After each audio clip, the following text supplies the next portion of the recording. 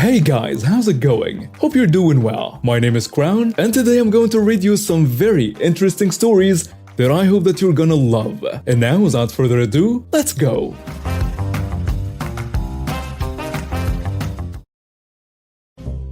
I have a 10-year-old son. He's a semi-ambulant wheelchair user, and he has a medical condition that makes walking difficult, and the older he gets, the more difficult it is. He can walk short distances, 10 to 12 steps, but then it starts to get painful. So he uses a scoop board. Think square skateboard with caster wheels on each corner. He uses it to get around the house and a wheelchair out of the house. He does need his chair, even though he can stand and walk, and he's very independent. Nothing is holding him back. He is also very social. He loves talking to his specialists and knows all the nurses by name and their pet names. He's also well known in our local area, and the employees in the shops all know him. He talks to everyone. Before I start this story, I should add that his wheelchair is not a standard hospital gray wheelchair. It's electric blue, has Pokemon wheel covers, and his rain guard/armrests have stickers of animals on them. The armrests flip up so he has access to the wheels, and they look like wings behind his chair. It's very much modified and personalized. It isn't a gray, stock standard chair. So today we had our monthly pediatrician appointment. We have been seeing the same pediatrician since birth, so he's likely a family friend now. A few days ago, luckily at night during a storm, a tree branch fell onto the building. It took out some windows and caused some water damage, and they have been doing some repair work. So his pediatrician's normal office was unusable, and they had converted another space to use. This meant going up 5 steps. Our pediatrician is a late 30s, early 40s chill-out surfer dude with long hair. He came out to the waiting room and told my son about the room change and that he had to tackle some stairs today or he could have a piggyback ride. Of course, my son chose a piggyback with a giggle. After checking with me that it was okay, he scooped him up and off they went. So I parked his wheelchair out of the way against a wall in the waiting room, and I followed them in. After his appointment, my son was piggybacked out to the waiting room, and our pediatrician popped him on a chair and left to speak with a receptionist. I looked around and his wheelchair was gone. I walked around the corner of the waiting room and there was a child about 8-ish wheeling himself around in it. I know wheelchairs are a fascination to kids, and I really didn't mind that he was having a wheel around in it. I find it helps with education and acceptance of kids with disabilities and how much harder life is sometimes, even if wheelchairs are fun. I walked over to him and asked him if he had fun wheeling himself around. The child said he had, and I told him it was my son's wheelchair and I needed it back now, so I could take my son home. He jumped straight out of the chair, smiled at me, and I said thanks and wheeled it towards my son. All was good until a screech happened. "What are you doing?" "That is my son's wheelchair. He was riding in that." "Actually, ma'am, it's my son's." She cut me off. "No, it isn't. My son saw it first." Well, at this point, my son stood up and walked a few steps towards me. He was getting concerned. I say, "This doesn't belong to the practice. I purchased it for my son. It is his." "No, he didn't. He doesn't even need a wheelchair. He can walk." And she turns the wheelchair towards her, but I hold on to the handles firmly. I told my son to go and sit back down as I saw this wasn't going to be a quick enough fix for him to keep standing. I tell her, "Please stop yelling at me. This is my son's wheelchair. I have hundreds of photos of him in it on my phone. See?" I opened the Photos app on my phone and showed her photos of him in the chair with a flywheel attached. "That is a different chair. This doesn't have the thing on the front of it." And she pulled the chair towards her again. Well, that thing is his bicycle hand crank attachment that allows him to go fast on the bike track like the other kids. It attaches here using these attachments. I point to the attachment. If you look at the chair in this picture, it has a Pokemon wheel covers just like this one, see? This is his chair. I pull the chair back towards me. No, it isn't. Why can't you wait your turn? Give it back. At this point, the pediatrician comes back from speaking with a receptionist and the entitled mother tries to involve him in a discussion. He ignores her and silently takes the wheelchair from me, walks it around the entitled mother, scoops up my son and settles him in his chair. He turns to the entitled mother and says that this chair is my son's chair. It belongs to him and not to the practice. He tells her you can't have it, and we don't tolerate stealing. Also, the welfare of our existing patients is our focus. Your actions today are contrary to acceptable behavior in this practice. We have decided to not accept your family to the practice. Please leave. The entitled mother screamed, shouted at me about how I had cost her an appointment with my lies and how it wasn't fair. Our pediatrician just put both arms out to his sides. Think big stretching arms forming a T shape with his body. He stood between her and us and repeated for her to leave. There will be no further discussion and she wouldn't be seen today or any other day. She huffed, grabbed her very embarrassed looking child's hand and left. Our pediatrician was very apologetic, but honestly he couldn't have done a better job in dealing with the entitled mother. He reached over the counter, grabbed a lollipop and gave it to my son and told me there would be no out-of-pocket payment for us today and to just make an appointment for next month. He's an awesome pediatrician and a human being. We drove the hour and a bit home to our smallish town and stopped at the supermarket to grab some groceries. My son likes to zoom around the supermarket, getting items and bringing them back to me. Before zooming off again for the next thing on a list, he knows all the staff and they all talk to him, direct him to where he needs to find his item, and they talk about their pets with him because he's a huge animal lover. It is a social outing for him. So I usually start at the front of the store and make my way through the aisles while my zoomer goes and gets random stuff. We were doing our usual thing and he didn't come back. I didn't think much of it because the staff will often steal him away to the bakery for broken biscuits or an extra donut they can't fit into a package. As I rounded the corner of the next aisle, I saw my son at the other end of the aisle, standing while holding onto a shelf and another kid sitting in his wheelchair. From the way he's standing, I can tell my son is in pain and he's talking to the child, and the entitled mother is talking to my son as well. I can see she's getting animated, but from the other end of the aisle, I can't hear what they are saying. I hurried up the aisle and took hold of my son from the shelf. He's crying and he tells me that the kid won't get out of his wheelchair and the entitled mother won't make him move. I say to the child, "Honey, can you hop out of my son's chair? He's in a lot of pain and needs to get back into it." My son has started to shake and I know he's in quite a bit of pain. His legs will soon just give out from under him. So I lowered him to the floor. The entitled mom says, No, he won't. He's having a turn.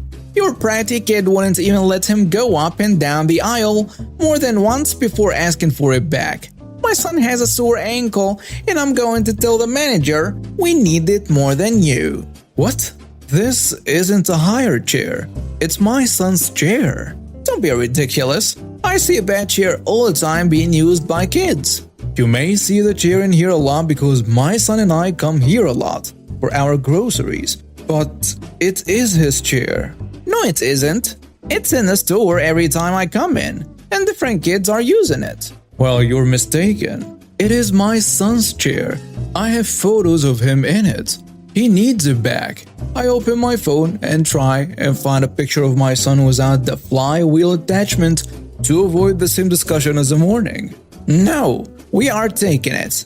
And off she goes, wheeling her son away. My son lets out a full-on wail that is a combination of pain and distress that his wheels are leaving. I run the few steps after her and grab out at the chair and firmly say no. You aren't taking my son's chair. The wail and my shouting has employees popping out from aisles and the manager comes quickly from the service desk area. The entitled mother tries to preempt the discussion and yells at the manager that my son has had the chair long enough and her son has a sore ankle, so he needs it more, and they should buy more higher chairs so that there are more available to shoppers. I was standing back a little from them because once the manager arrived, I knew he would deal with it, and I needed to check on my son down the aisle on the floor crying. I was trying to calm him down from a distance by letting him know that I wasn't far away, while not letting a $4,500 wheelchair out of my sight. The manager looks at me, looks at her, looks back at me with this look of what the hell on his face, and he asks where my son is. I point and tell him down the aisle on the floor. With a look of horror, he asks if they had tipped him out of his chair. I said I don't know what exactly happened. He was standing holding a shelf when I found him. He turns around and almost roars at this woman to get her son out of a disabled person's wheelchair so we can get him off the floor. It doesn't belong to the store. They do not hire wheelchairs here. The poor child was trying to get out of the chair, and the entitled mother keeps pushing him back down into it, telling him that he needs it. The child is nearly in tears and getting very upset. Meanwhile, 2 staff members have found my son and are now sitting on the floor with him, holding his hand and drying his tears. The manager is losing his mind while is trying to be professional, but I can see he's in disbelief at this woman's stupidity. Then the troops arrive. In the background, I see an employee with 2 police officers in tow. It looked like they were on a break and were grabbing things to eat. The entitled mother turned and was all relieved that the police were there to sort out this manager and started on with her wailing story. The policewoman shushed the entitled mother and spoke with the manager, who explained that my son and I were regular customers. He knew us and this was my son's wheelchair. But the entitled mother insisted it was a higher chair. My son was currently sitting on the floor in the next aisle, and the entitled mother wouldn't let her son get out of his chair and insisted he used it. The male officer walked forward and looked down the aisle at my son and nodded at his partner. The female officer very firmly told the entitled mother to get her child out of my son's chair immediately, or she would arrest her for theft. Her child tried again to get out of the chair and she pushed him back in again. The officer pulled the wheelchair back and asked the child to hop out, and he immediately did. The entitled mother wailed. The officer then turned the wheelchair around to the male officer, who walked down the aisle with it. I don't know exactly what happened next, as I was getting my son back into his chair and calming him down. The assistant manager took us back to the manager's office so we had a quiet space. She got my son some water so he could have pain medication, and in about 20 minutes he was fine. He told us that he had stood up and walked 2 steps forward to get something off a higher shelf, and the other child had jumped into his wheelchair and asked if he could ride it up the aisle and back. My son said sure, thinking that this kid would just go up and back and he could get back in, but the entitled mother wouldn't let that happen. He started to cry again, and I told him he was very kind to the little boy and to not let the entitled mother ruin his day. After a while, the manager came into the office and said that the woman had been arrested since she made a scene and was trying to slap the officers, and she was also banned from the store. He said she had been causing trouble in the store for a while with her cariness, and they were glad to see the back of her. He apologized profusely for what had happened. When we left his office, we found that our shopping was all bagged up and ready for us to go. They had taken my shopping list from the trolley, finished my shopping, checked it out at no charge, and bagged it all up, ready for us. When we got home, there were a few extra treats in the bags for my son. About a year ago, I had an encounter that I will never forget. One that reminded me how crazy people can get over the latest gadgets. It all started when my cousin Tom and I decided to embark on an epic gaming marathon weekend. We were determined to make the most of our Friday and Saturday nights. Armed with the newly released Call of Duty Vanguard, little did we know how terrible that game would turn out to be, but that's a story for another time. We headed to our local bullseye, let's call it that, to stock up on snacks and drinks for our gaming binge. As we strolled through the store, I couldn't help but notice a gleaming treasure behind the glass in the electronics section. The last PS5 they had in stock. My heart raced with excitement. Tom, however, wasn't really interested, already having the new Xbox. I promptly sent Tom on a mission to fetch an employee while I stood there, envisioning all the PlayStation exclusive I'd be enjoying in the upcoming months. Everything went smoothly as I purchased the coveted PS5. I was on cloud 9, clutching the bag containing my overpriced prize. But little did I know that my joy was about to be interrupted. A woman, who we will call Susan, she wasn't quite up to Karen level entitlement, but she was close enough, approached us with a panicked "Excuse me." The store employee asked if he could help, but Susan insisted she wanted to chat with me. I made it clear that I didn't work there, but Susan's voice, once sugary sweet, quickly turned sour. Susan demanded, "I see you have the last PS5 they have in stock. Were you going to buy that?" I replied with excitement. Actually, I already did. I'm so stoked to finally have one. But Susan wasn't having it. She declared, No, you can't have it. I need it. I'll pay you double what you paid for it." Now let me tell you, I had spent ages trying to track down one of these new systems myself. I had searched high and low for an RTX 3080, Xbox Series X, and the elusive PS5, and all to no avail. So no amount of money could have convinced me to part with it. I explained this to Susan, but she was absolutely not having it.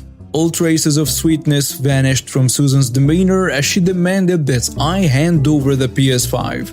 The store employee, seeing the escalating situation, warned Susan that if she continued to harass customers, he would have to ask her to leave. And Susan's response? "I don't give a fudge what you say. I am going to get that PlayStation." Seizing the opportunity, I slipped away and made a break for the exit. I reached my car and began to pull out the parking space, but lo and behold, I spotted Susan running toward me. Thinking nothing of it, I continued driving, gradually making my way toward the exit. About a mile or so down the road, I heard frantic honking coming from behind me.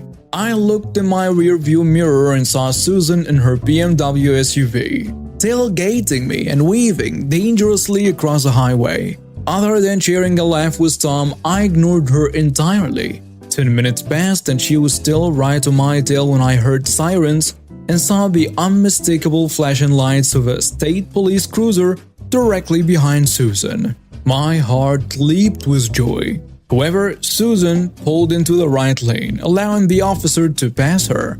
To my surprise, the officer pulled up directly behind me, laid on the air horn obnoxiously and motioned for me to pull over. So, I obediently pulled to the side of the road, with Susan following suit behind the officer's car. As the officer approached my vehicle, he treated me like a possible DUI suspect and explained that they had received a call about my vehicle swerving all over the road and driving at erratic speeds.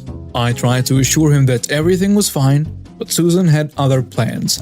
Out of nowhere, she screamed, "Officer, arrest this man! He stole my PS5!" I was dumbfounded, but I quickly explained to the officer that I had bought the PS5 at Bullseye, recounting the events that had transpired with Susan inside the store. The officer seemed extremely confused but requested that I prove that the PS5 was indeed mine and that I had paid for it. Susan immediately jumped in, stating that absolutely not. He knows I bought it, and he grabbed it from me in the parking lot. Thank goodness you're here, officer.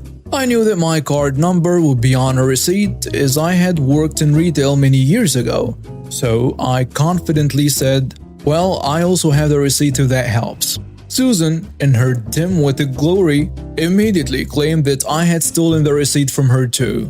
This is where I had a triumphant moment of clarity. I pointed out that all receipts display the last 4 digits of the card used for the purchase, as well as the first initial and last name of the card holder. Susan continued to insist, "Yeah, and my name is on it." With a sense of victory, I pulled out my driver's license, bank card, and receipt, handing them over to the officer. Everything matched perfectly. The officer thanked me and handed back my belongings, turning to face Susan. She, however, wasn't giving up without a fight. She screamed, "Well, aren't you going to arrest him for being drunk? He was all over the road." The officer took a moment, then pulled out his handcuffs and slapped them on Susan's wrist. She looked absolutely terrified as she asked what he was doing. The officer calmly explained that Susan was under arrest for making a false report, misuse of 911, and for violating the state's stalking laws. While I got to enjoy my hard-earned PS5, Susan faced the consequences of her actions. Her car was towed and she spent the entire weekend in lockup. When all was said and done, she pleaded guilty to making a false police report and harassment. I wasn't privy to the exact terms of her punishment, but she was placed on a 2-year probation and banned from setting foot in the local bullseye until her probation was completed. And now we have reached the end of today's stories. Thank you for watching and see you next time.